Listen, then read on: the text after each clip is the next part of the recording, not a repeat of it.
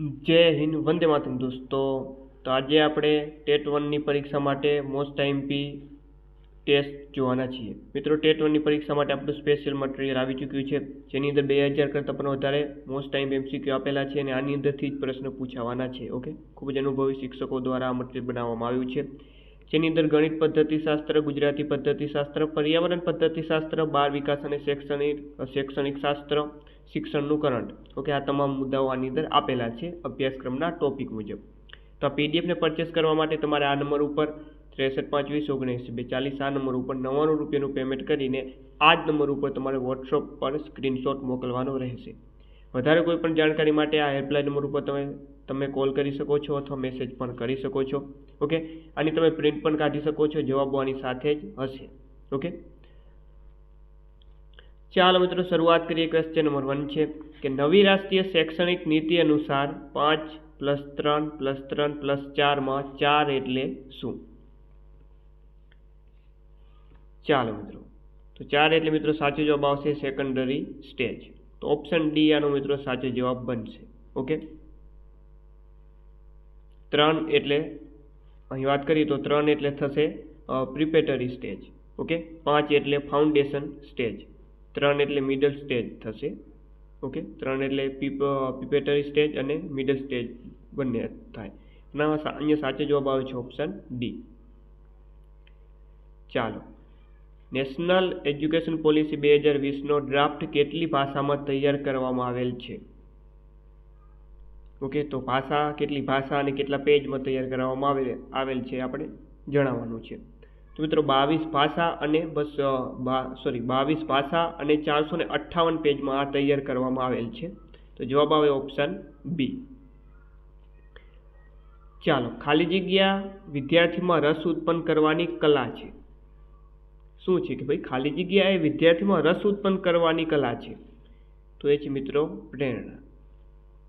Next, મેસ્લોના પાયા ક્રમમાં અંતિમ ચરણ કયું કહેવાય છે? તો એ છે મિત્રો આત્મ સાક્ષાત્કાર.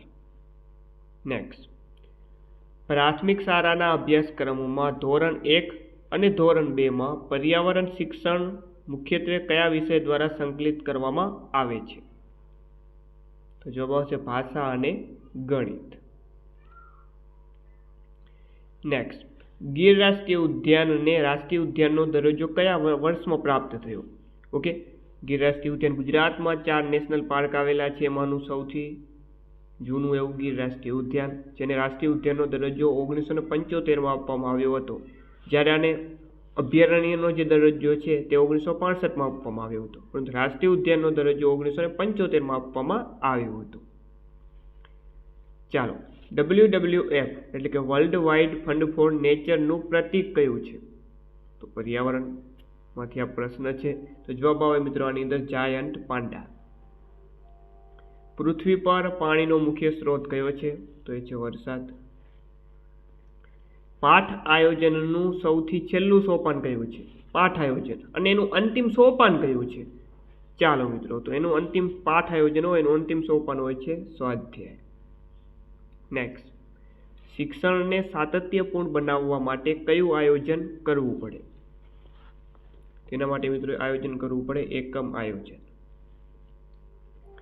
નીચેના પૈકી કયું સોપાન પાઠ આયોજનનું નથી? ઓકે, પાઠ આયોજનનું સોપાન કયું નથી એવું પૂછ્યું છે.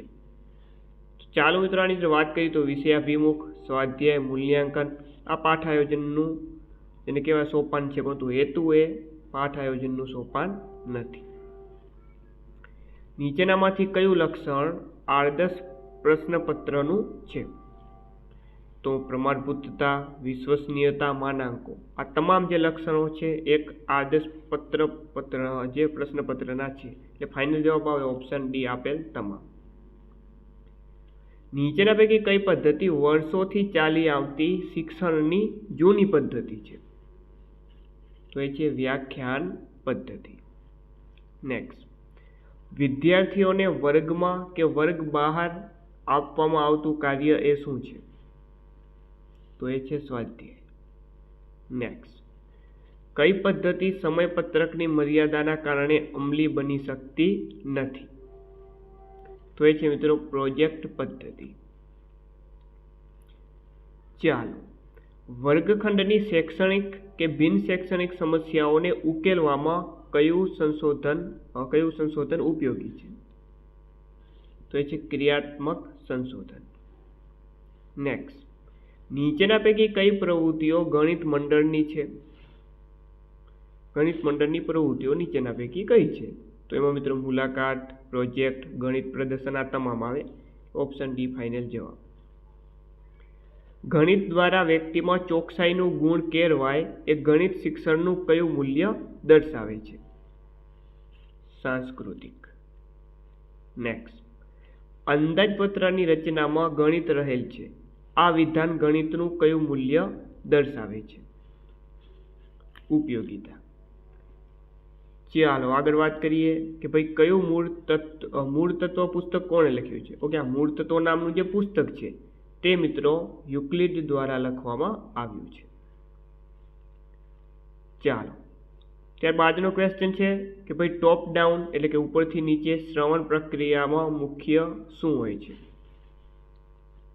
તો જવાબ આવશે કે ભાઈ પૂર્વ જ્ઞાનનો ઉપયોગ કરી સીધો મુખ્ય અર્થ સમજવો. બરોબર. ચાલો, કઈ પ્રવૃત્તિ ગણિતના અમૃત સ્વરૂપને સમજવામાં મદદરૂપ છે?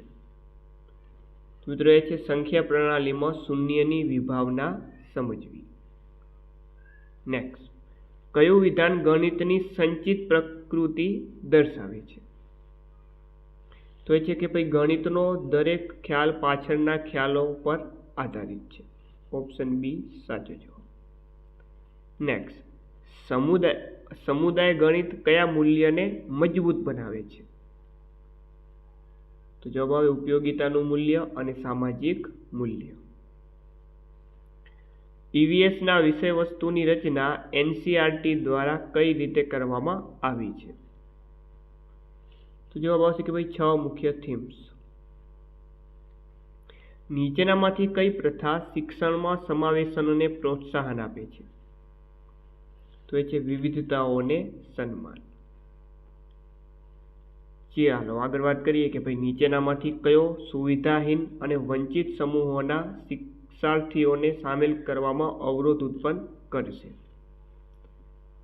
મિત્રો એ છે બિન પ્રાસંગિક સામગ્રીઓ.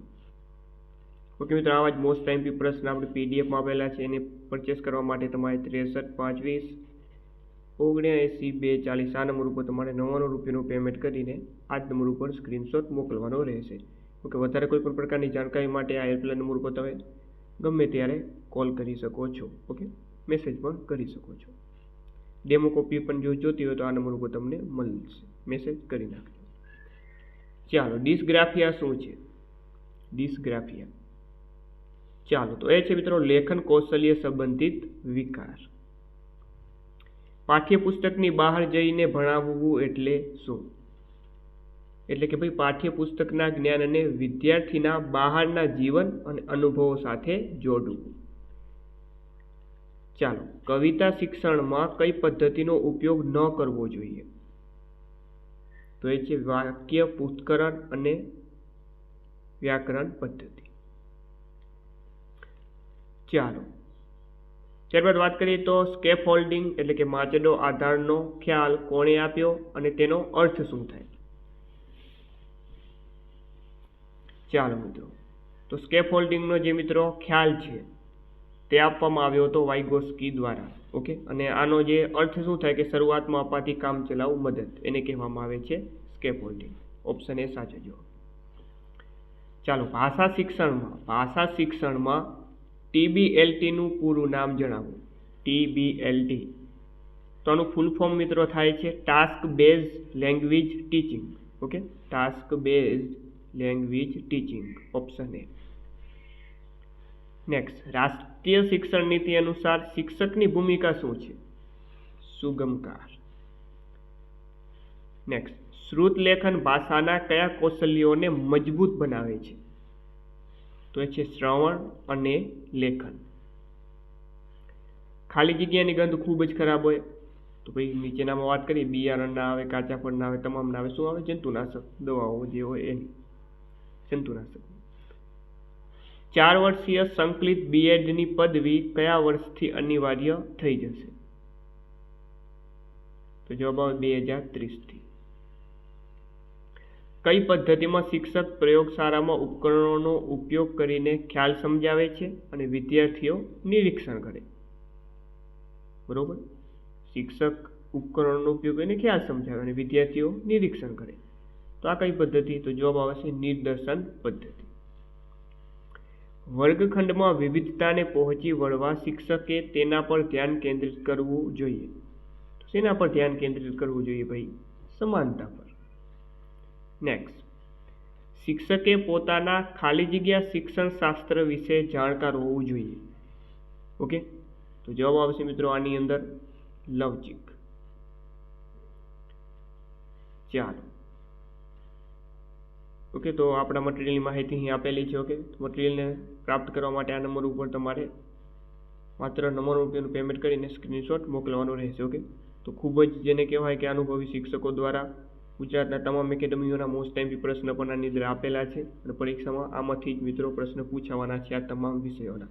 તો માત્ર એકવાર 9 રૂપિયાનું જેને કહેવાય પેમેન્ટ કરીને તમે પરીક્ષામાં સારા માર્ક્સ મેળવી શકો છો. શિક્ષકે તેના વિદ્યાર્થીઓમાં નીચેનામાંથી કયા પાસાને પ્રોત્સાહન આપવું જોઈએ? શેને પ્રોત્સાહન ભાઈ આપવું જોઈએ? ગોખવા પણ ના આવે, નિષ્ક્રિય અનુકરણ ના આવે, ઉચ્ચ સ્પર્ધા ના આવે. શું આવે? જ્ઞાન નિર્માણ. ભારતમાં કેવા પ્રકારની આબોહવા જોવા મળે છે? તો પર્યાવરણમાંથી આ પ્રશ્ન આપણે પૂછ્યો છે, તો જવાબ આવે ઉષ્ણકટિબંધીય. નેક્સ્ટ, મૌન વાંચનનો મુખ્ય ફાયદો શું છે? ઓકે, મૌન વાંચન એનો મુખ્ય ફાયદો શું થાય મિત્રો? તો ભાઈ અર્થગહન ઊંડું થાય છે અને વાંચવાની જે ઝડપ છે એ વધે છે. ઓપ્શન બી સાચો જવાબ. કઈ પરીક્ષા વિદ્યાર્થીની સર્જનાત્મકતા માપવા માટે શ્રેષ્ઠ છે?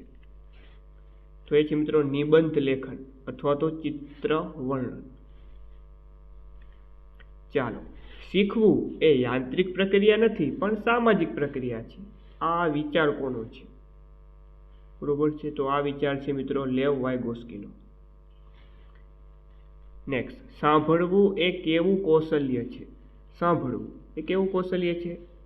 સક્રિય અને ગ્રહણશીલ કૌશલ્ય સમજાવ્યું. ગણિતનો સ્થાપત્ય અને કલા સાથેનો અનુબંધ કયા મૂલ્યને મજબૂત બનાવે છે? સૌંદર્યલક્ષી મૂલ્ય. નેક્સ્ટ, ગણિતનું જ્ઞાન મગજમાં કયા સ્વરૂપે સંગઠિત થાય છે? તો જવાબ આવે તાર્કિક માળખું અને ક્રમબદ્ધતા. ચાલો, અસરકારક ચર્ચા માટે શિક્ષકે શું ન કરવું જોઈએ? ઓકે, શું ન કરવું જોઈએ એવું પૂછ્યું છે. તો આમાં વાત કરીએ કે ભાઈ જુઓ શું ના કરવું જોઈએ. પ્રશ્નો તો પૂછવા જોઈએ, ચર્ચાનો સારાંશ પણ આપવો જોઈએ, વિદ્યાર્થીઓને પ્રશ્ન પૂછવા દેવા જોઈએ, પણ એક જ જવાબને સાચો ગણીને અન્ય જવાબોને અવગણવા ના જોઈએ. ઓકે, તો આ અહીં યોગ્ય બનશે. નેક્સ્ટ, ઈવીએસમાં મૂલ્યાંકન કેવું હોવું જોઈએ? નિદાનયુક્ત અને સુધારાત્મક. ચાલો, જીસીઈઆરટીનું ધ્યેય વાક્ય જણાવવાનું છે મિત્રો. તો જીસીઈઆરટી એનું ધ્યેય વાક્ય છે મિત્રો તેજસ્વીના વધી તમસ્તુ. ઓકે, ઓપ્શન સી સાચો જવાબ. તો મિત્રો આ હતા આપણો ટેટ 1ની પરીક્ષા માટેનો સ્પેશિયલ મોસ્ટ ટાઈમપી મોક ટેસ્ટ. ઓકે, તો વિડીયો ગમ્યો હોય તો વિડીયોને લાઈક કરી દો. ચેનલ ઉપર નવા ચેનલ સબસ્ક્રાઈબ કરી નાખો. ફરીથી મળીને નવા વિડીયો સાથે. જય હિન્દ, જય ભારત.